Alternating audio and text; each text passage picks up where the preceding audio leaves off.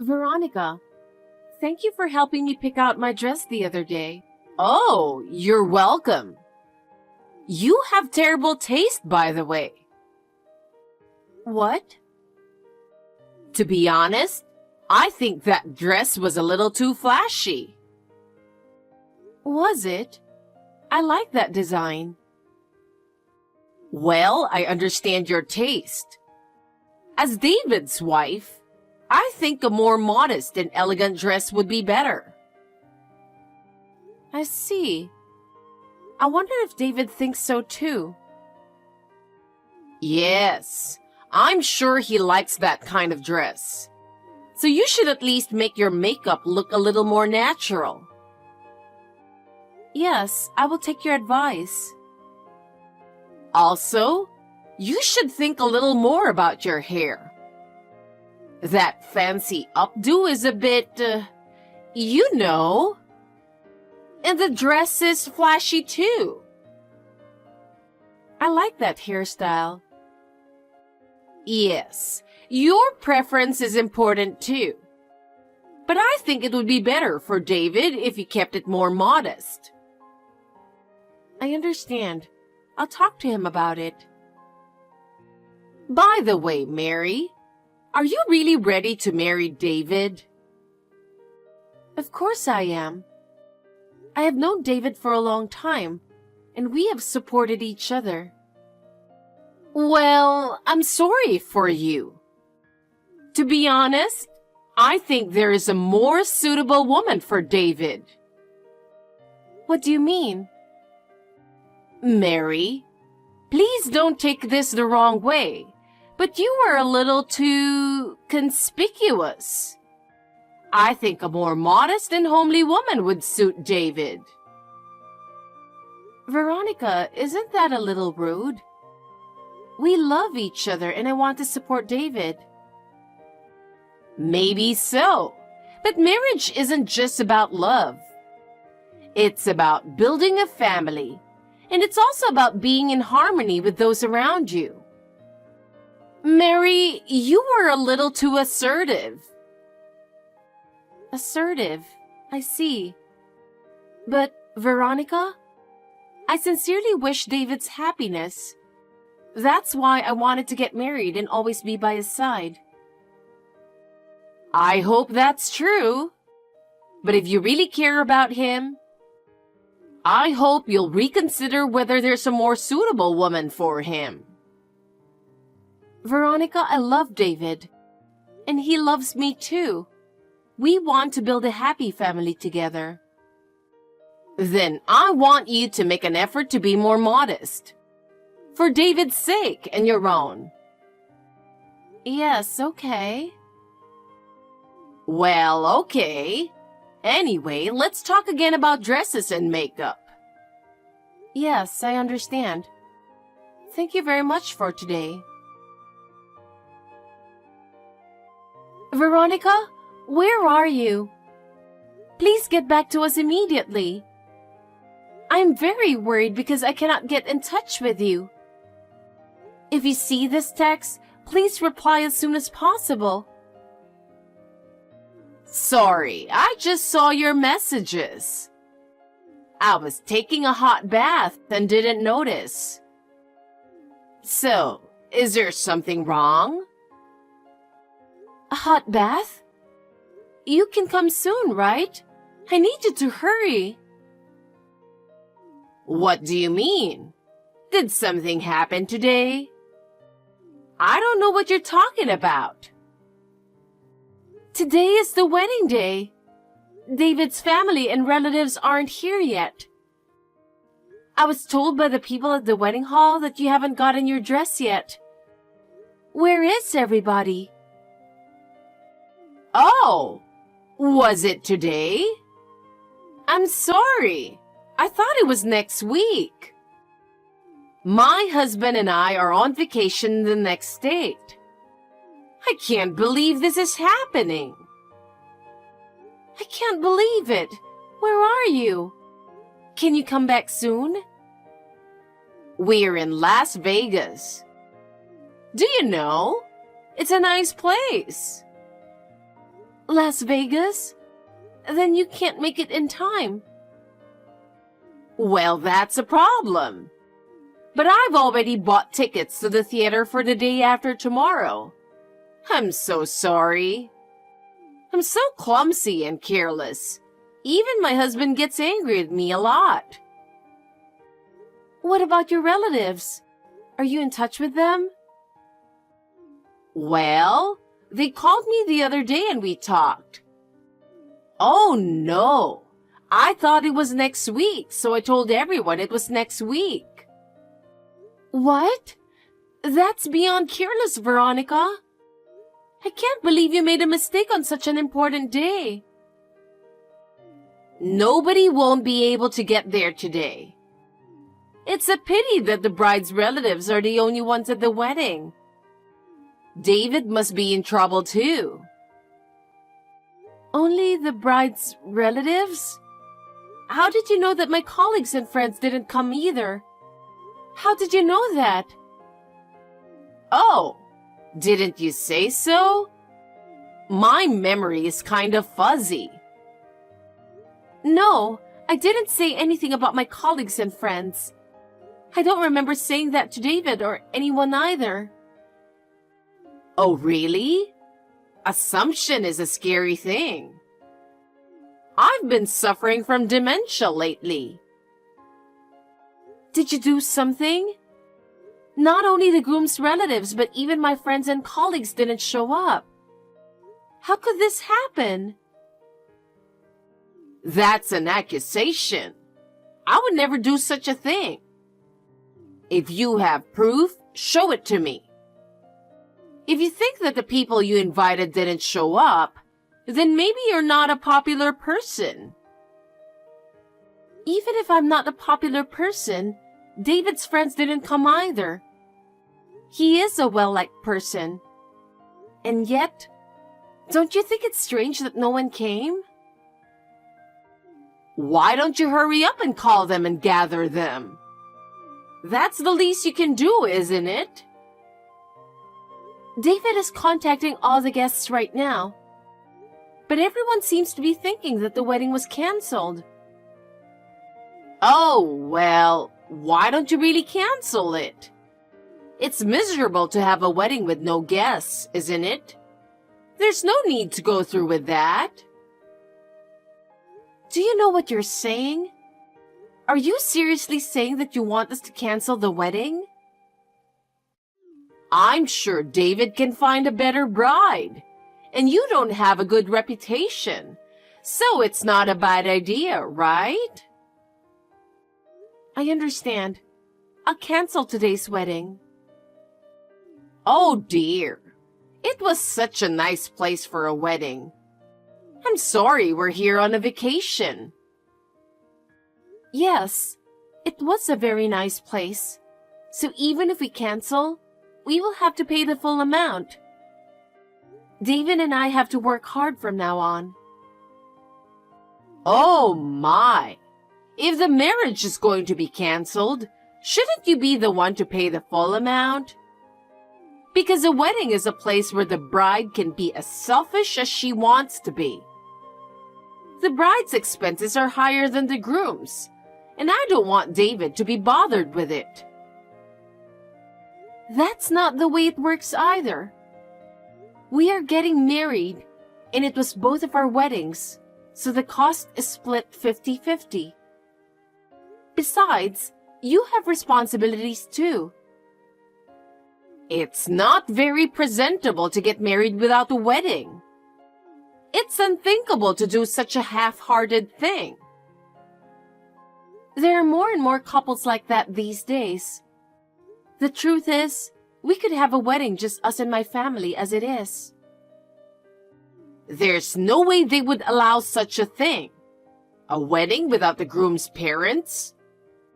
I can't tell you how much I put into raising David. I'm sure David would want his parents and relatives to be able to attend the wedding, and we will consider having the ceremony again. However, we spent a lot of money this time, so we can't have as big a ceremony as we were going to this time. Mary, reply to me right now. There is something I need you to explain. What on earth is this? Yes, Veronica? What's wrong? What do you think you're doing? What is this postcard? Oh, did you get it? I worked so hard to get it to you as soon as possible. How on earth did you have a wedding? Explain it to me. After what happened 10 days ago, I talked it over with David. It would be a waste to cancel the ceremony at that point, so we decided to have a ceremony just with my family. And David agreed to that? Yes, he did. Even my grandfather, who had been looking forward to seeing me in the wedding dress, came all the way from far away. So we had no problem to have a wedding. It's a real shame that you all couldn't come, but we still had a happy day. So, why are you using a picture of the two of you with the bride's family for the wedding report? Do you think you can neglect the groom's family? Oh, I forgot. I'm sorry. I'm really a screw-up and careless person. It's not that I wasn't thinking about your family. But when it came time to take the picture, I just went ahead with it in the heat of the moment. There's no way this could have been done carelessly. I really can't believe your attitude. Actually, David was also very depressed because you could not come. Still, I thought it was important for us to do the best we could and have a happy day. David was depressed? If that's the case, you shouldn't have had the wedding without us, right? That's what he said, but in the end, he decided to look on the bright side. We wanted to cherish that important moment in our lives, even if some were missing. I really wanted you to celebrate with us, but circumstances had to be taken care of. Still, I can't believe they would use a photo of the wedding without the groom's side of the family. Why is that? You missed the wedding because you were careless, and then went through the trouble to tell the guests that the wedding was no longer held. That's something I can't believe. You don't have any proof that I called the guests to tell them the wedding was canceled. That's an accusation. I ask everyone. What? After the wedding, I contacted each and every guest and asked them. They all said you contacted them the day before and told them that there would be no wedding because the marriage had broken up. They said they were in shock because of the breakup. You even told them to leave us alone because we were depressed. Did I say that? I've been suffering from dementia lately. If you have proof, show it to me. Do you enjoy bullying me? Of course I do. Oh. I really wonder what kind of person you think you are. I can't help but worry about leaving David in the hands of someone like you. Veronica, I guess you've become senile. You couldn't even think about your son's grief. That was a leading question, wasn't it? You tricked me. That's not what I'm trying to do. If you really wanted to celebrate our marriage, you wouldn't have done this, would you? David is really sad too. He is? Yes.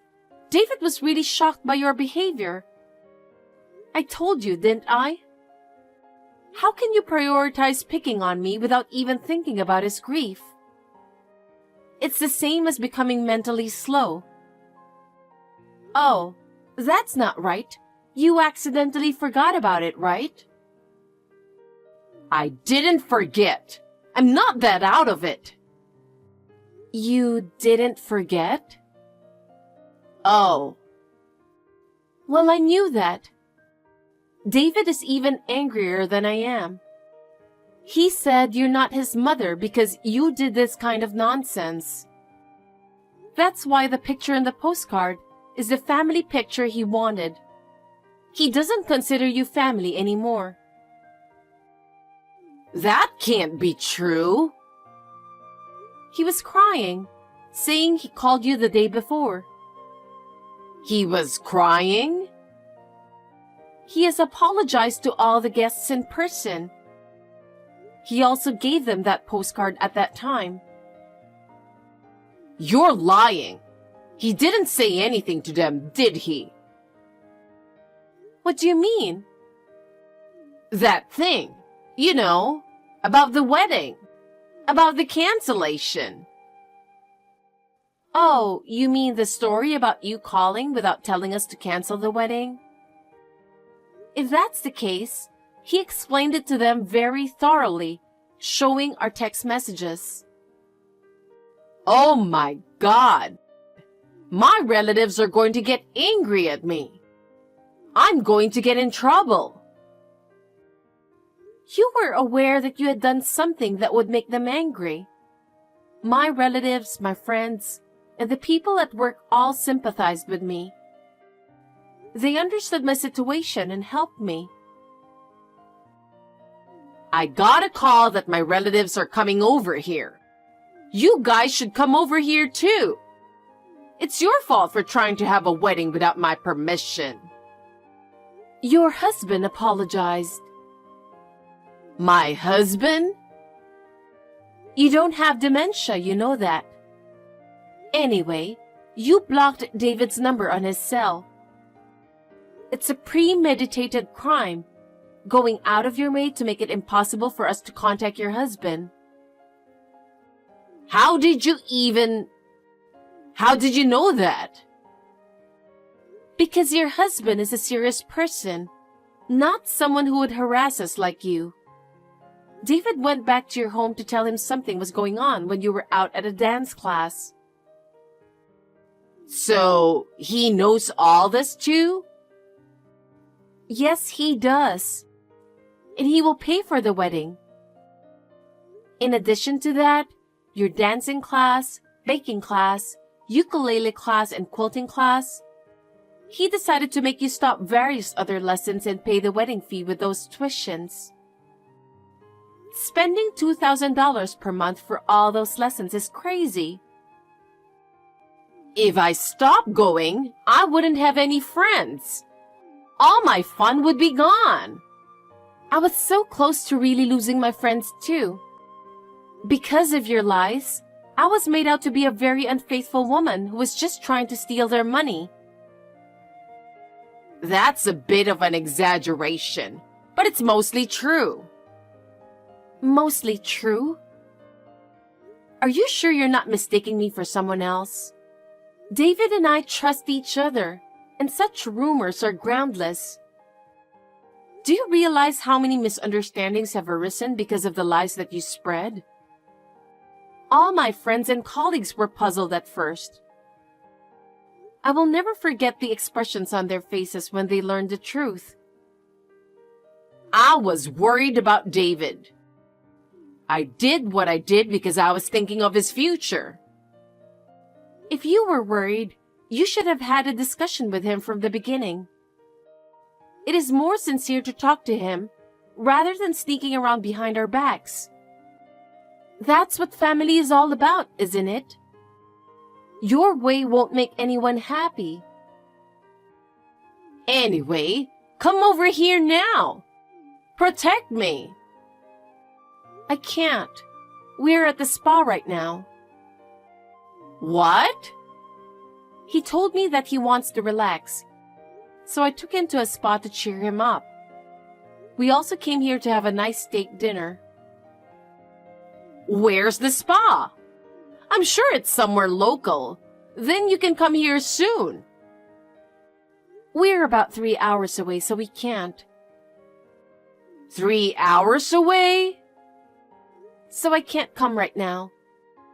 Please get scolded from your husband and relatives. Oh no! I'll lose my position if I don't do something about it. I can't even go to my lessons. What should I do if my husband divorces me? I can't face David. That's about the extent of what you did. I'm angry too. More than anything else, you made my dear husband sad and cry. I can't forgive you for that more than the bullying. Mary, I'm sorry. I can't imagine that I won't be able to see David. Please help me. My life, my relationships, everything is falling apart. First of all, please apologize to David. He worked so hard to prepare for the wedding so that everyone could enjoy it. But because of you, it was ruined. You should know how much it hurt him. I've been trying to reach him, but I can't get through. What should I do? I really don't know what to do. I want to apologize to him directly, but I can't even talk to him. I see. He must have been in quite a shock. What you did must have caused him a lot of heartbreak. Please tell David that I'm sorry too. Tell him to call me. I can't stand the thought of losing my lessons, my position, and David. What in the world do I have to live for? We lost our once-in-a-lifetime wedding. Do you understand that? You have no idea how much trouble you have caused to many people. I'm sorry. I didn't mean for any of this to happen. I just did it to embarrass you a little. I never imagined it would be this big of a deal. I just wanted to get you in trouble. You went through the trouble of copying the guest list from David's house and contacting every one of them, which was a bit much. I'm worried about having such a thief-like relative, so I'm not going to tell you about our new house and move far away. Oh no! Please don't do that! I really regret what I did. I will do my best to repair our relationship from now on, so please give me another chance. From now on, let's change our minds and build a good relationship. I will do my best too. Please don't give up on me. Tell David, please don't give up on me. I'm sorry, I can't try. So, goodbye. I'm leaving you so that David and I can be happy. Please don't disturb us anymore. Goodbye. After that, Veronica was scolded terribly by her husband. He scolded her for ruining our wedding. And he was furious when he learned of her numerous harassments against us. She now lives under her husband's strict supervision. She can no longer behave as she used to. I wonder if it was her husband's mercy that kept them from getting divorced. Relatives also voiced strong condemnation of her behavior. They are all saying that they will dissociate themselves from her. She ended up alone for what she had done. Her once glamorous life was gone. She spends her days in solitude and regret. On the other hand, David and I have started a new life together. Through this experience, we were able to further strengthen our bond and reaffirm the importance of each other. We have built a new life together, and our days are filled with smiles and happiness. The lonely ending of Veronica's life reminds me that it is important to be faithful to one another. We intend to continue to move forward with mutual respect and trust for each other. I would like to live a happy life with David.